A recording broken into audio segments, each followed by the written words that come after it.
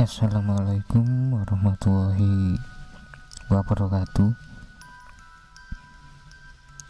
Di video kali ini saya akan kembali menceritakan kisah mistis pendakian yang dialami oleh saudara kita dari kota Malang, yaitu Mas Yakub ya,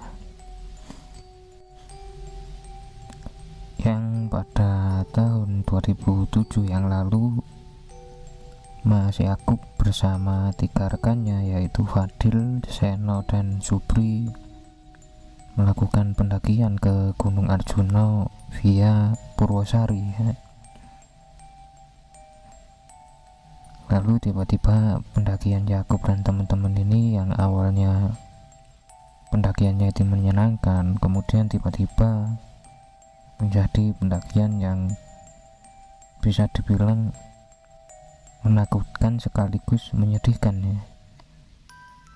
Jadi buat teman-teman sekalian, simak videonya sampai habis dan jangan lupa subscribe dan tekan loncengnya biar saya makin semangat untuk terus membawakan kisah-kisah mistis untuk kalian semua. Oke teman-teman, langsung saja kita mulai ceritanya.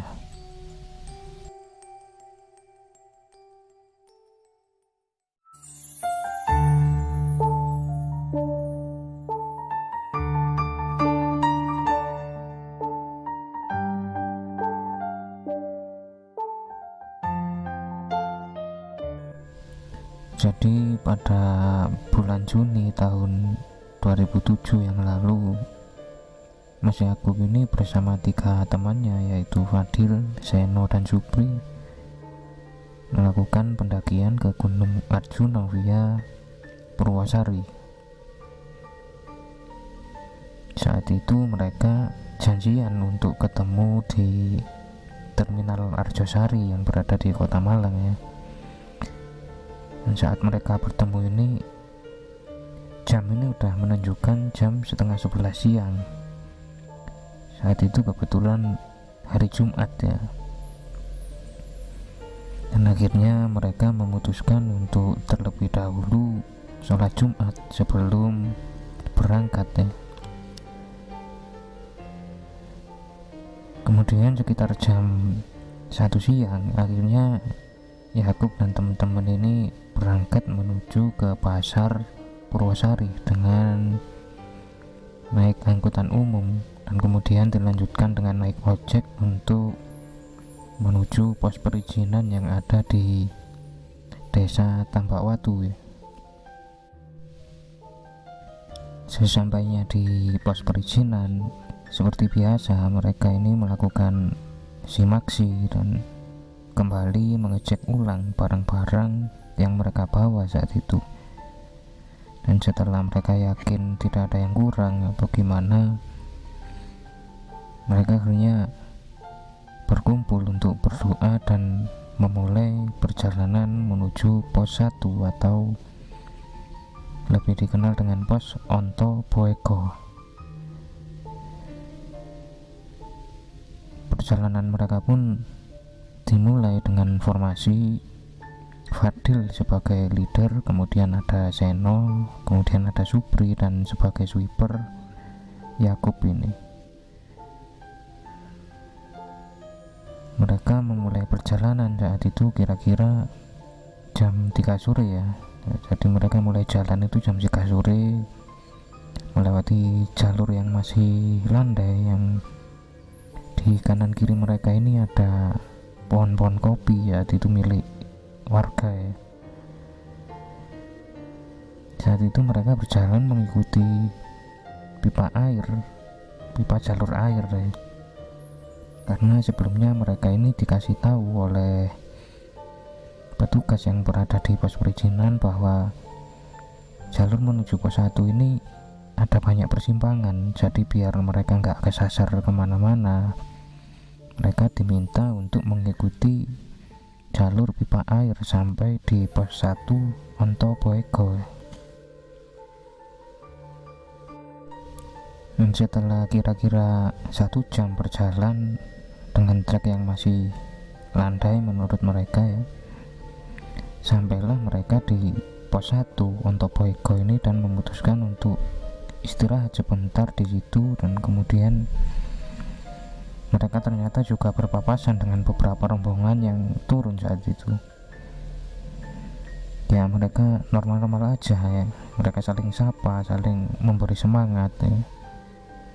Dan setelah kira-kira 15 menit mereka istirahat, akhirnya mereka melanjutkan perjalanan mereka ya, ke pos 2 atau pos Tampuhono. Di sini jalan ini mulai menanjak dan berkelok-kelok, mulai memasuki hutan yang cukup rapat saat itu. Dan di tengah-tengah perjalanan, Yakub ini karena dia sweeper, dia berada di belakang sendiri.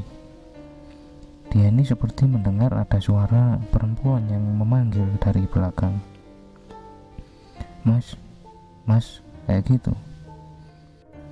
Saat itu seketika Yakub ini menoleh ke belakang, tapi ternyata tidak ada siapa-siapa di belakang.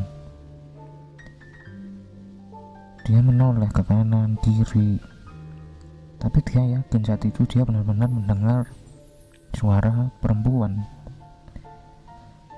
Dan pada saat Yakub ini menoleh ke kanan kiri, Yakub seperti mendengar suara Supri ini bertanya kepada dia, "Lapo Kup?" kayak gitu. Yakub seperti baru tersadar saat itu dan menjawab dia, "Nggak ada apa-apa," sambil menoleh ke arah temannya yang ada di depan. Tapi saat Yakub menoleh ini, ternyata mereka ini udah jauh ada di depan.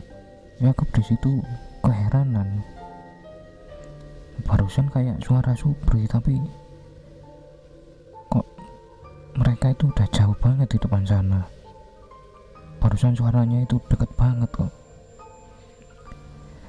Karena nggak mau ambil pusing, Yakub akhirnya bergegas untuk menyusul teman-temannya yang udah ada agak jauh di depannya. Sesampainya mereka di pos 2 atau pos Tampuhono ini, mereka bertemu dengan beberapa orang yang sedang berziarah di situ, karena di salah satu gubuk atau shelter yang ada di pos 2 ini merupakan petilasan dari Eyang Sekutrem. Dan saat itu setelah beberapa saat mereka ngobrol dengan para peziarah ini, Yakub dan teman-temannya memutuskan untuk langsung ke pos 3 atau pos Eyang Sakri, karena memang jaraknya ini cukup dekat ya, sekitar 10-15 menit saja. Dan saat itu mereka mulai berjalan, tapi baru aja mereka berjalan, ada seorang perempuan yang menghampiri mereka dan bilang, "Apa nggak mau ngisi air dulu mas di sendang situ?" kayak gitu. "Oh, sendang mana mbak?" "Itu di sendang Dewi Kunti, dekat dari sini." Dari penampilannya ini memang menurut Yakub cewek ini seperti pendaki, tapi dia ini tidak membawa keril. Dia hanya membawa semacam daypack ya, atau tas kecil yang mungkin isinya cuma buat makanan ringan sama minuman aja itu. Saat itu Yakub dan teman-temannya pun setuju untuk menambah persediaan air ya. Mereka akhirnya memutuskan Yakub dan Seno mengambil air di sendang Dewi Kunti ini, yang sementara Fadil dan Supri menunggu di pos 2. Singkat cerita, selesai mengambil air dan melanjutkan perjalanan, sampailah mereka di pos 3 atau pos Eyang Sagri ya. Di pos 3 ini ada satu shelter atau bangunan yang merupakan petilasan dari Eyang Sagri. Karena saat itu udah sekitar setengah 6 sore, mereka memutuskan untuk istirahat sambil menunggu sehabis maghrib ya, karena mereka tahu kalau jalan maghrib itu gak baik ya. Pada saat mereka istirahat ini, mereka ketemu lagi sama cewek yang tadi ada di pos 2 yang menyarankan mereka untuk mengambil air minum. Jadi dia ini sedang berjalan naik sendirian gitu, pelan-pelan, dan kemudian sama Yakub ini dipanggil, "Mbak, istirahat aja dulu sini, gak baik maghrib jalan," kayak gitu. Wanita itu tersenyum akhirnya dan menghampiri Yakub dan teman-temannya saat itu sambil istirahat. Pada saat istirahat itu Yakub tanya sama cewek ini, "Mbak, namanya siapa? Dari mana?" Cewek ini pun menjawab, "Saya Ratih, Mas. Saya dekat-dekat sini kok, ada sekitar sini, gak jauh," kayak gitu. Saat itu Yakub berpikir mungkin dia dari desa yang ada di bawah ya, jadi ya mungkin dia ini penduduk bawah apa gimana. Saat itu Yakub tanya lagi, "Mbak ini sendiri aja tak naik ini?" Ratih pun menjawab, "Iya Mas, sendiri aja." Kemudian akhirnya Yakub coba untuk menawarkan, "Apa nggak bareng kita aja Mbak, bahaya loh di hutan sendirian, nanti kalau ada apa-apa gimana gitu." Ratih menjawab saat itu, "Apakah ngerepotin Mas?" Ya, "Enggak kok Mbak, daripada sendiri nanti kalau kenapa-kenapa di hutan itu nggak ada yang nolongin gimana, ini kan juga alam bebas Mbak, kita nggak tahu apa yang ada di depan kita," kayak gitu. Dan akhirnya saat itu Ratih setuju untuk bareng sama Yakub dan teman-temannya ini. Di situ Yakub sendiri ngerasa senang ya, karena pertemuan kedua dia sama Ratih ini Yakub baru sadar kalau ternyata Ratih ini anaknya manis gitu loh, wajahnya berseri-seri, senyumnya manis, tutur katanya juga lembut ya. Ada sedikit timbul rasa suka di situ. Di Yakub ini yang tadinya agak lelah gitu, dia jadi semangat lagi karena ada si Ratih ini. Dan sekitar setengah 7 malam mereka memutuskan untuk melanjutkan perjalanan ke pos 4 atau pos Eyang Semar, karena mereka ini merencanakan untuk membuka tenda di pos 5 biar gak kemalaman. Akhirnya mereka buru-buru berangkat saat itu. Perjalanan menuju pos 4 ini jalur mulai nanjak ya. Mereka kembali masuk hutan dengan jalur bebatuan. Di situ mulai agak melelahkan perjalanan, dan di tengah-tengah hutan ini mereka ketemu dengan semacam shelter atau gubuk yang bertuliskan Rahayu yang ditulis dengan aksara Jawa ya. Di situ Yakub melirik itu gubuk itu seperti tempat pemujaan karena ada banyak sekali bekas dupa di situ. Dan sempat juga Yakub ini mencium seperti bau melati yang sangat pekat ya. Tapi tidak dihiraukan sama Yakub. Mereka tetap melanjutkan perjalanan terus untuk menuju pos 4 ya. Akhirnya mereka ini melewati trek yang didominasi akar-akar dan batu-batu besar dan menanjak. Di situ sangat menguras tenaga karena memang jaraknya cukup jauh dari pos 3 ke pos 4 ya. Nah di situ Yakub ini sebenarnya sempat kelelahan dan dia itu sampai berhenti sebentar untuk mengatur nafasnya karena udah ngos-ngosan dia itu. Pada saat berhenti ini tiba-tiba Ratih tanya ke Yakub, "Capek mas?" Ya. Kebetulan Yakub ini saat itu tetap menjadi sweeper, sementara di depan Yakub ini ada si Ratih ini dan depannya lagi ada teman-temannya yang lainnya. Yakub saat itu menjawab, "Iya lumayan nih, agak capek, jalannya nanjak banget," kayak gitu. Saat itu Ratih ini tiba-tiba mengulurkan tangannya dan bilang ke Yakub, "Ayo kita lanjutkan perjalanan mas, teman-teman kamu udah jauh." Di situ sebenarnya Yakub ini heran ya. Dia itu melihat wajah Ratih itu seperti biasa aja gitu, nggak keringetan, nggak apa, nggak kayak orang kelelahan juga gitu. Wajahnya ya tetap berseri-seri kayak gitu.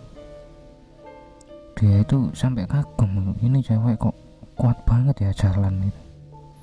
Saat Ratih mengulurkan tangannya ini kemudian disambut oleh tangan Yakub. Yakub ini merasakan kalau tangan Ratih ini lembut banget sama halus banget lah kayak gitu, tapi agak dingin memang. Yakub berpikir mungkin emang kita di tengah hutan aja malam-malam. Di situ semangat Yakub ini seperti timbul kembali karena Yakub ini seperti semakin kagum dengan Ratih, kayak semakin suka gitu.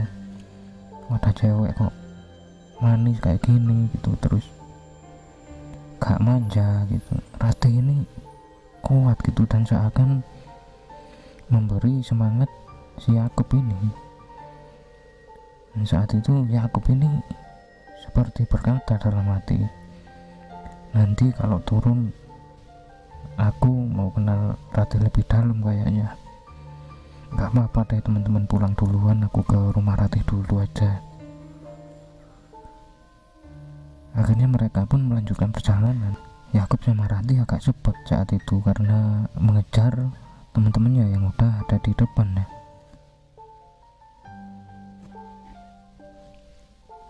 Sekitar jam 8 lebih saat itu sampailah mereka ini di pos 4 atau pos Eyang Semar.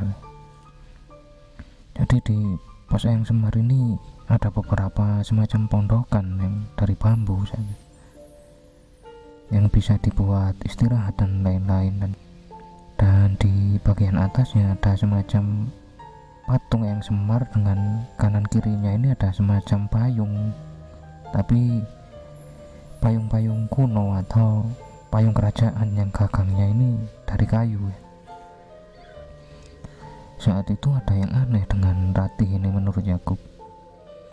Jadi Ratih ini saat sampai di pos 4 dia itu kayak nggak mau masuk ke area pos 4. Jadi si Ratih ini bilang, "Udah masih istirahat aja di dalam situ, aku mau duduk di sini aja." Jadi Ratih ini bilang kalau dia mau duduk aja di samping jalur pendakian itu, sementara Yakub dan lain-lain ini memutuskan untuk masuk ke area pos 4 untuk beristirahat di situ. Tapi karena kemudian Yakub ini gak tega sama Ratih, akhirnya dia kembali lagi untuk menemani Ratih duduk di pinggir jalur pendakian ini ya. Saat Yakub kembali ini, laki-laki Ratih ini tersenyum sama Yakub, dan saat itu Yakub ini seperti gimana ya, seperti grogi lah saat itu. Dia itu sampai kayak tersipu-sipu malu gitu. Sepertinya Ratih ini tahu kalau Yakub ini ada perasaan suka sama dia. Sementara teman-teman Yakub yang lain itu mereka istirahat di dekat tempat pemujaan ya. Jadi mereka ini istirahat di dekat patung Semar ini. Saat mereka bertiga ini istirahat di situ, mereka bertiga ini seperti mencium bau dupa tiba-tiba. Padahal di situ dupa-dupa ini yang ada di dekat patung Semar ini udah mati dan sepertinya habis kena hujan karena dalam kondisi basah ya. Tapi kok ada bau dupa di sini. Pada saat istirahat di pos 4 ini, Yakub ini seperti gak bisa ngomong ke Rati, padahal dia ini lagi duduk bareng di pinggir jalur pendakian. Dia seperti kayak grogi ya bagaimana gitu. Rati ini tiba-tiba senyum-senyum sendiri ya. Sepertinya dia ini tahu kalau Yakub ini suka sama dia. Jadi Rati ini tiba-tiba senyum-senyum sendiri. Dan tiba-tiba saja Rati ini seperti menggoda Yakub ya saat itu. Jadi Yakub ini makin salah tingkah ya. Kemudian akhirnya Yakub ini memberanikan diri untuk bertanya ke Rati ya. Emang kamu ini dari mana sebenarnya? Kamu dari desa bawah tak? Saat itu anehnya Rati ini nggak jawab ya.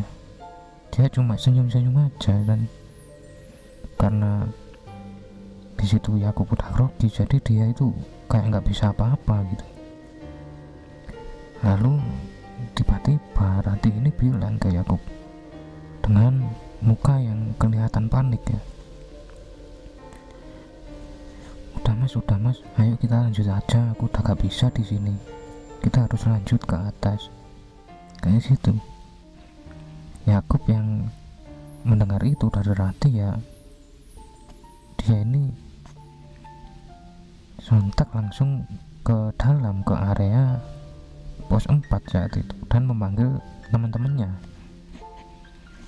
Wis rek, ayo lanjut munggah jaga kepengen kayak gitu. Yang artinya udah kita lanjut naik aja biar gak kemalaman.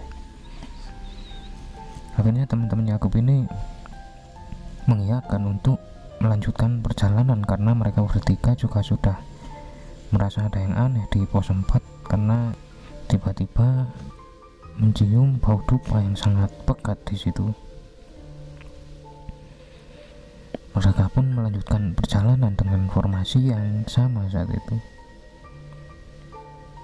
Dan selama perjalanan menuju pos 5 atau pos Mangkutoromo ini, Yakub ini sebentar-sebentar melirik ke arah Ratih yang ada di depannya saat itu. Dia melirik Ratih dengan perasaan yang makin lama itu makin berbunga-bunga lah hatinya, sambil kayak bicara dalam hati, kayak batin gitu. Udah kok beruntung sekali aku pendakian kali ini bisa ketemu Ratih gitu. Dan saat itu mungkin karena Yakub ini berjalan menuju pos 5 dengan perasaan yang campur aduk, saat itu dia juga seperti terhibur oleh Rati yang ada di depannya. Nggak kerasa mereka itu udah sampai di pos 5 ya, atau pos Mangkutoromo saat itu. Jadi di pos 5 ini tempatnya memang agak luas ya untuk membuka tenda, dan di situ memang bisa dikatakan favorit para pendaki untuk membuka tenda di situ. Akhirnya mereka memutuskan untuk membuka tenda di situ kan. Kebetulan Yakub dan teman-temannya ini membawa 3 tenda, dan Yakub memutuskan untuk membuka semuanya. Jadi yang 2 tenda ini buat mereka berempat, dan 1 ini khusus buat Ratih karena dia cewek ya. Mereka pun mulai membuka tenda, dan yang lainnya ini mengambil air, yang lainnya lagi menyiapkan api unggun untuk masak. Jadi berbagi tugas saat itu. Di sela-sela mereka menyiapkan ini, laki-laki Yakub ini sedikit-sedikit melirik ke arah Ratih yang lagi duduk di situ. Jadi Yakub ini seperti kayak orang gimana ya, orang benar-benar orang kasmaran saat itu. Dia bentar-bentar ngeliatin Ratih terus kayak gitu. Dan setelah jadi, akhirnya mereka mulai masak-masak di situ. Dan di situ sebenarnya ada kejadian janggal yang tidak mereka sadari ya, yaitu pada saat mereka mulai makan-makan ini, saat mereka nawarin ke Ratih buat makan juga, di situ Ratih itu menjawab ya, udah kalian makan aja, aku udah makan kok di pos 4 tadi, kayak gitu. Di situ mungkin karena Yakub ini lelah ya, jadi dia ini semacam gak nyadari kalau sebenarnya di pos 4 ini dia sama Ratih terus dan tidak melihat Ratih makan sama sekali. Dan karena mereka sampai di pos 5 ini udah agak malam, akhirnya mereka selesai makan memutuskan untuk langsung tidur aja biar besok bisa fresh lah bangunnya. Di situ Yakub mempersilahkan Ratih untuk tidur di salah satu tenda yang udah dia siapkan. Ratih hanya tersenyum sambil bilang, makasih ya mas, kayak gitu. Singkat cerita, akhirnya mereka tidur di situ dan selama mereka tidur ini nggak ada apa-apa. Sampai akhirnya sekitar jam 4 pagi atau subuh, saat itu Yakub terbangun dan ternyata teman-temannya yang lain ini udah bangun duluan. Saat Yakub keluar tenda ini, teman-temannya yang lain ini udah mulai menggodok air untuk membuat kopi. Dan akhirnya Yakub ini mendekat ke arah api unggun karena saat itu situasi sedang dingin ya, pagi hari. Saat Yakub duduk ini, dia tanya ke salah satu temannya yaitu Fadil, Dil, Ratih belum bangun tak? Kayak gitu. Fadil bilang, udah kayaknya. Tadi aku bangun dia udah nggak ada di situ. Mungkin kencing apa gimana gitu. Karena Yakub ini nggak percaya, akhirnya dia melihat ke tendanya si Ratih ini. Saat dilihat memang keadaannya ini masih rapi, masih sama seperti saat dia menyiapkan tenda itu tadi. Tapi Ratih udah nggak ada di situ. Di situ Yakub masih berpikir, oh ya udah mungkin dia buang air apa gimana. Akhirnya mereka pun membuat kopi dan ngobrol-ngobrol di situ. Agak lama deh, sampai akhirnya kira-kira sekitar jam 6 pagi mereka mulai beres-beres ya. Nah, pada saat beres-beres ini Yakub mulai sadar kalau Ratih ini belum kembali saat itu. Dia tanya ke teman-temannya, loh Ratih kok belum balik ya, kemana dia? Saat itu laki-laki Fadil menjawab, mungkin buang air kok, tapi kok lama banget gitu. Ini udah 2 jam lebih loh gak kembali-kembali dia. Dan kemudian Supri menjawab saat itu, mungkin dia jalan duluan apa gimana, kan kemarin dia juga jalan ke atas sendiri, kamu tahu sendiri kan. Saat bilang seperti itu, Yakub ini ada perasaan kecewa lah saat itu dengan Ratih. Dia ini misalkan jalan duluan kok ya nggak pamit apa gimana gitu. Yakub ini seperti bisa dibilang dia itu kecewa gitu loh saat itu. Dan semenjak saat itu, di sepanjang jalan Yakub menuju ke puncak Arjuna ini, pikiran Yakub ini terus menerus bertanya-tanya sambil kayak orang yang Kalau kata orang Jawa itu sambat ya, dia terus batin saat itu, walah Rati, kamu ini kemana, kamu kok kalau duluan kok kamu ini nggak pamit gitu loh. Jadi semacam kecewa banget itu perasaan Yakub ini, padahal dia saat itu bisa dibilang udah suka lah ke Ratih. Bahkan di sepanjang perjalanan ini Yakub ini seperti nggak bisa menikmati perjalanannya, dan akhirnya dia melanjutkan ke pos 6, ke Candi Sepilar, kemudian ke pos 7 atau pos Jawa Dwipa ya, saat itu. Sampai akhirnya mereka sampai di Pelawangan setelah melewati pos 7 saat itu. Selama perjalanan itu pikiran Yakub ini cuma mikirin Ratih terus itu. Aduh Ratih, kamu di mana ya? Aku udah sampai Pelawangan sini kok gak ketemu kamu gitu. Kamu ini apa naik apa tadi itu turun duluan gitu loh. Kalau turun duluan, kalau emang gak kuat kok gak bilang, kan bisa aku antar. Jadi pikirannya Yakub ini terus menerus mikirin Ratih, Ratih di mana, Ratih di mana, kayak gitu sepanjang perjalanan. Sampai temennya Yakub ini bilang kalau Yakub ini kok jadi pendiam sih. Sampai akhirnya Fadil ini tanya ke Yakub, kamu kenapa Kub? Kamu kok diem gitu, tadi rame-rame aja kamu mikirin Ratih. Nah udahlah, tenang aja, kalau jodoh pasti ketemu kok. Udah kita lanjutin aja, yuk kita nikmatin perjalanan kita. Dan akhirnya mereka pun sampai di puncak Arjuna saat itu siang hari, dan sekitar jam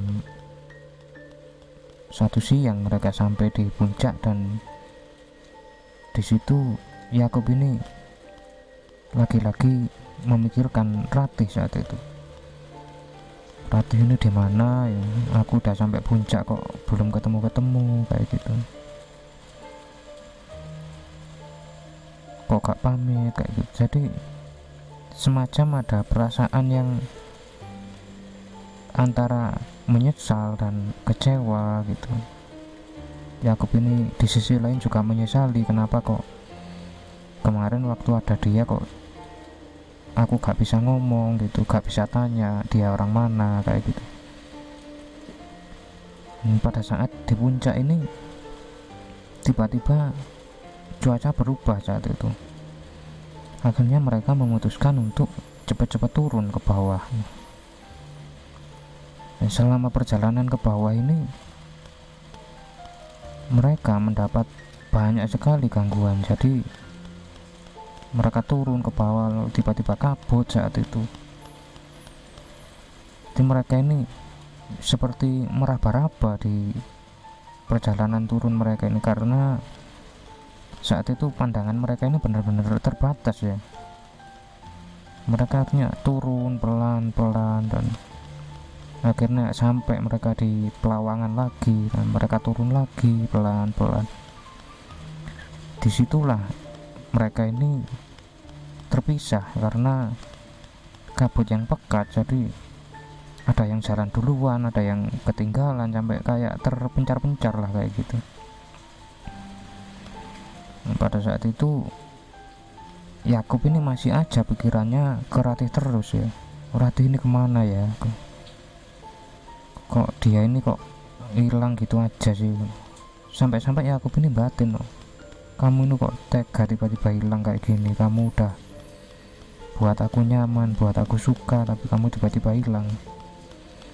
Dan pada saat mereka melewati Pelawangan menuju ke pos 7 atau pos Jawa Dwipa ini, tiba-tiba di tengah kabut ini Yakub ini seperti mendengar suara Ratih ya. Memang jadi Yakub ini seperti dengar Ratih lagi manggil-manggil, Mas cepet turun, kamu harus sampai di pos bawah ya sebelum maghrib kayak gitu. Di situ Yakub ini seperti keheranan loh, Ratih ini di mana posisinya. Yakub ini menoleh ke kanan ke kiri tapi nggak ada apa-apa gitu, cuma kabut aja. Apa mungkin Ratih ini ada di bawahnya ya? Saat itu Yakub ini antara bingung dan pikirannya sudah gundah saat itu ya. Akhirnya dia ini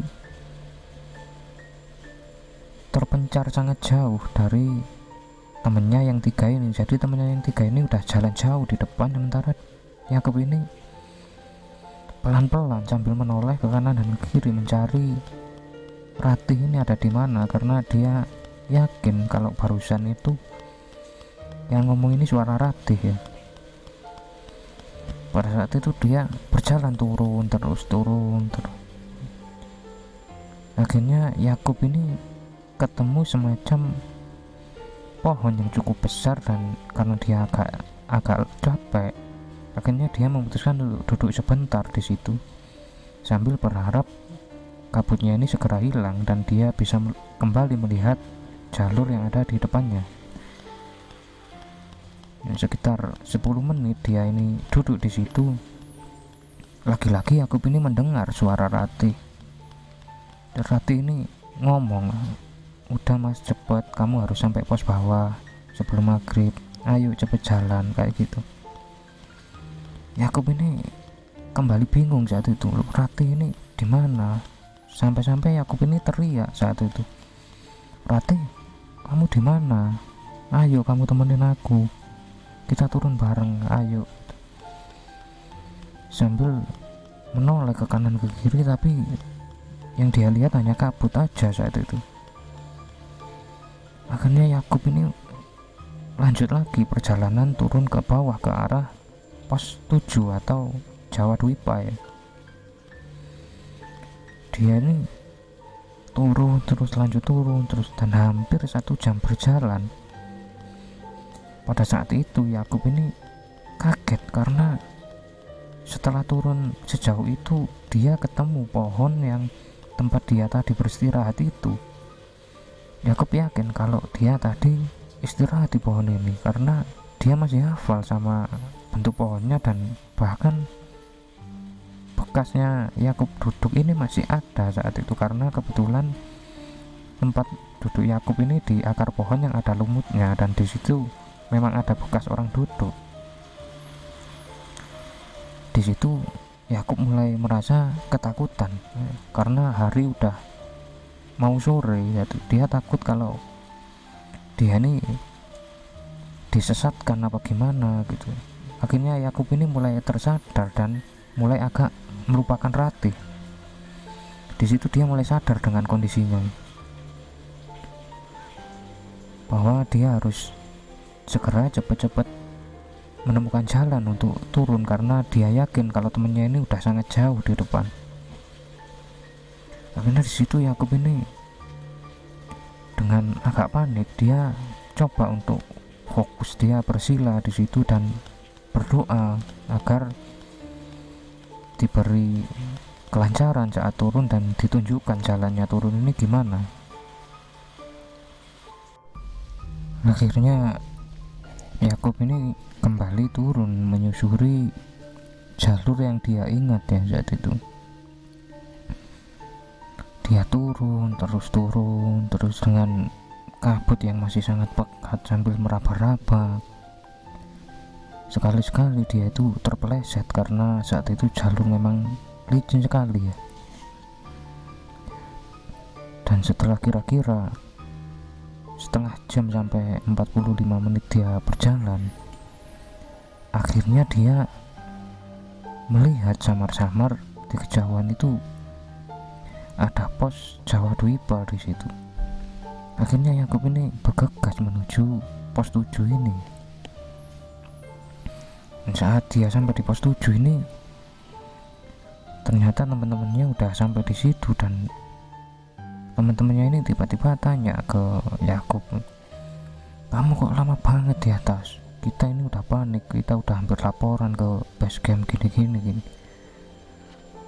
Saat itu Yakub ini gak bisa jawab apa-apa, tapi pikirannya ini masih melayang-layang ya, memikirkan Ratih ini. Yakub tanya ke teman-temannya, kalian udah ketemu Ratih apa belum? Teman-temannya menjawab, belum, kita dari tadi di sini kok. Di sini rame, emang lagi banyak orang ngecamp di sini, tapi Ratih nggak ada. Saat itu Yakub lagi-lagi teringat sama Ratih ya. Dia akhirnya duduk di dekat api unggun sambil berkumpul dengan teman-temannya, tapi pikirannya ini masih melayang-layang memikirkan Ratih ini. Sampai-sampai Yakub ini kayak batin gitu, kamu ini di mana sih? Kamu ini manusia apa bukan? Kalau kamu bukan manusia, kok kamu buat aku kayak gini? Aku udah nyaman sama kamu, aku udah suka, tapi kok kamu tiba-tiba hilang gitu aja. Akhirnya mereka memutuskan untuk makan malam. Saat itu mereka masak-masak dan mulai makan malam, membuat kopi, merokok seperti biasa ya. Dan akhirnya kira-kira sekitar jam 11 malam mereka memutuskan untuk tidur karena besok pagi mereka harus segera turun. Dan pada saat tidur ini Yakub ini mimpi kalau di depan tenda dia ini ada Ratih yang sedang berdiri gitu. Jadi dalam mimpinya ini Yakub ini membuka tenda dan melihat keluar, ternyata memang ada Ratih di situ. Saat Yakub melihat Ratih ini, laki-laki Ratih tersenyum sama Yakub, dan Yakub ini perasaannya ini seperti antara lega dan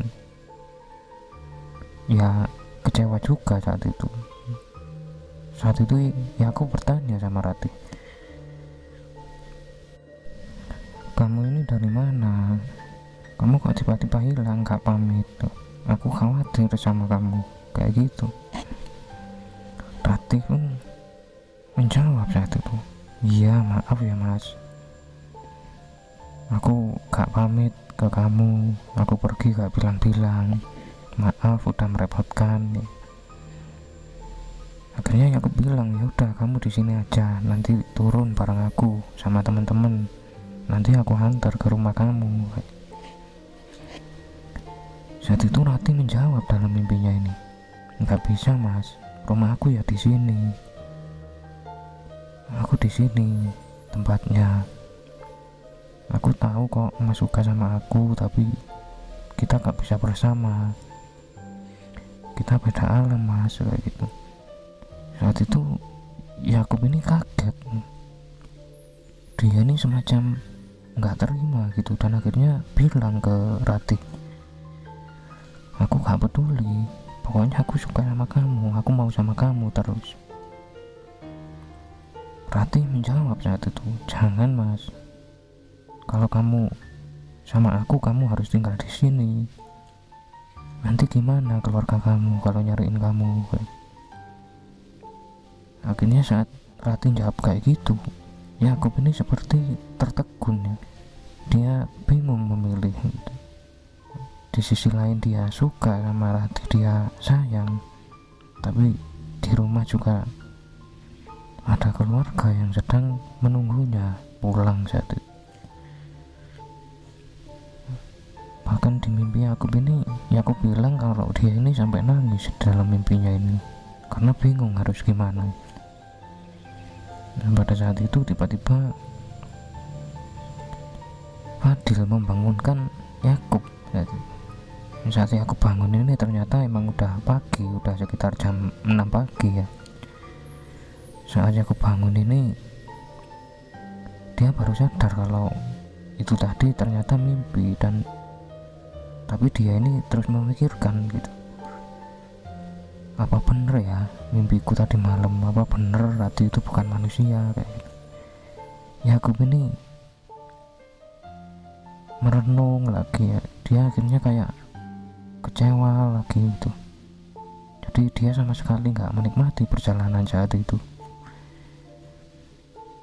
Singkat cerita, akhirnya sekitar jam 8 pagi mereka melanjutkan perjalanan turun. Dan selama perjalanan turun ini, Yakub ini ngerasa kalau ada seseorang yang mengikuti berjalan di belakang dia, tapi waktu dia noleh ini kok nggak ada gitu loh. Sampai temannya ini tanya, mau ada apa sih kamu kok bolak-balik noleh ke belakang, itu ada apa? Yakub menjawab saat itu, nggak ada apa-apa gitu.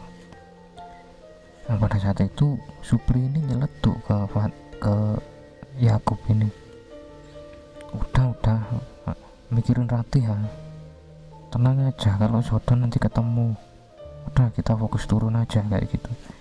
Sambil ketawa saat itu.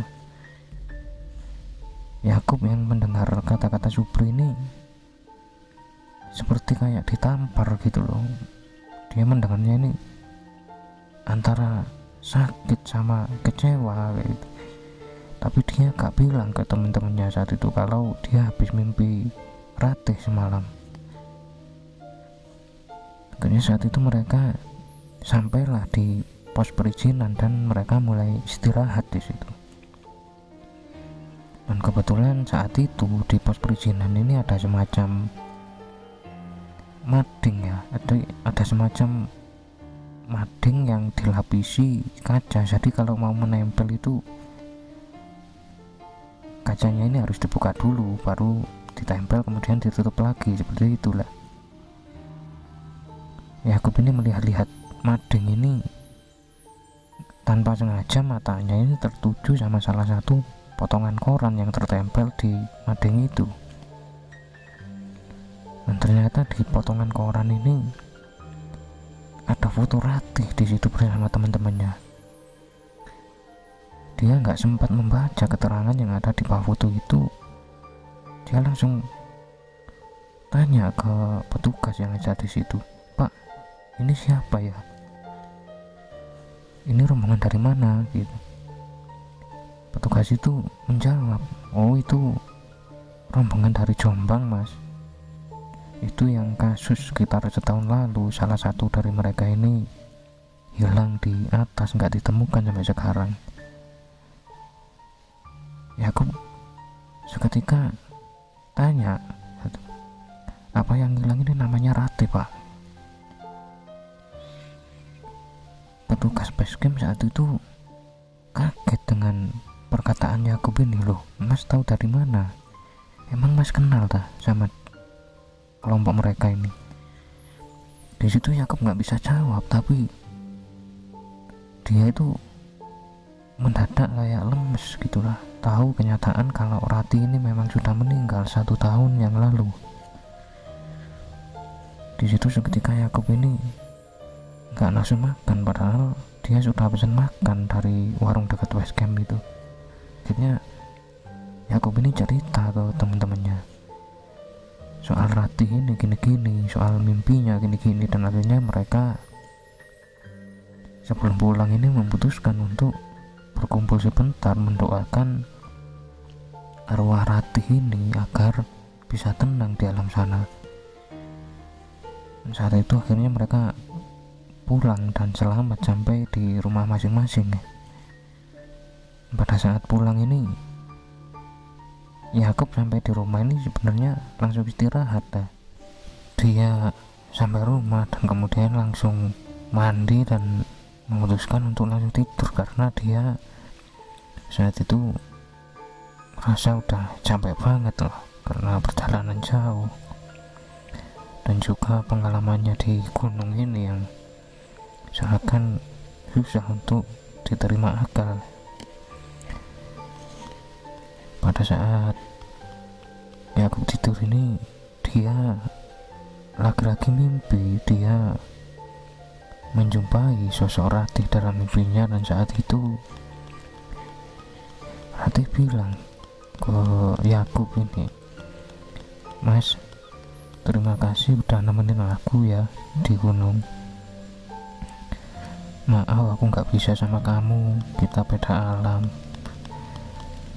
Salam buat keluarga, doain aku ya biar aku tenang di sini. Dan kalau Mas ada waktu, Mas kesini lagi ya, jenguk aku di sini ya gitu. Dan sejak saat itu beberapa kali aku ke Arjuno ini saat dia sampai di pos 5 ya, aku pasti selalu menjumpai sosok Ratih yang dari kejauhan seperti sedang melambaikan tangan lah seperti itu. Di sini jujur ya teman-teman, yang paling buat saya merinding itu bukan soal pengalamannya Mas Yakub yang di gunung itu, tapi saat Mas Yakub ini selesai cerita, dia baru bilang kalau ternyata saat itu Mas Yakub sudah menikah dan istrinya ternyata juga bernama Ratih. Mas Yakub bilang ya memang fisiknya beda, orangnya juga beda, tapi perangainya sama dengan Ratih yang dia jumpai di gunung. Saat itu saya merinding ya teman-teman, karena kok kayak Mas Yakub ini nggak bisa lepas dari sosok Ratih ini gitu. Jadi saya ucapkan terima kasih buat Mas Yakub karena sudah mau menceritakan pengalamannya ini untuk saya bawakan di sini ya. Semoga Mas Yakub dan keluarga selalu sehat, dan begitu juga Ratih yang ada di Arjuno, semoga dia berada di sisinya dengan tenang. Terima kasih buat teman-teman yang udah nonton video ini sampai habis. Saya mohon maaf kalau cara saya bercerita mungkin kurang nyaman atau kurang gimana, karena saya juga baru belajar di sini ya teman-teman. Tetap support saya agar saya tetap semangat untuk terus membagikan pengalaman-pengalaman dari saudara kita di luar sana, karena saya yakin masih banyak lagi pengalaman yang belum saya bagikan. Jangan lupa subscribe dan pencet loncengnya, dan salam sukmo, salam rahayu.